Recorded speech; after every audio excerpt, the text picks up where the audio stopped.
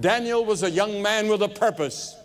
His motivation to serve God had come early because Nebuchadnezzar, the great king of Babylon, had come over to Jerusalem and captured Jerusalem, captured the king, and captured a few young Jewish men that he wanted to take back to Babylon and train them in the language of Babylon and all the ways of Babylon so that they could be of help to him in running his empire.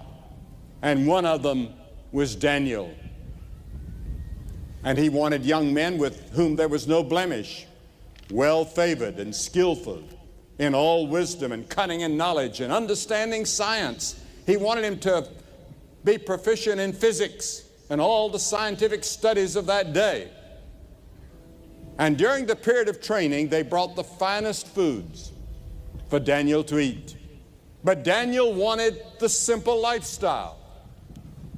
He wanted to eat ordinary food. He didn't want to eat the rich food off the king's table.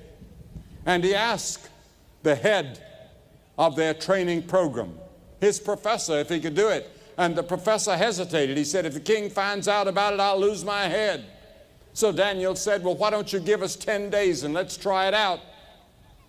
And so in 10 days, they fed them just beans and water and the things that Daniel was used to eating, simple food.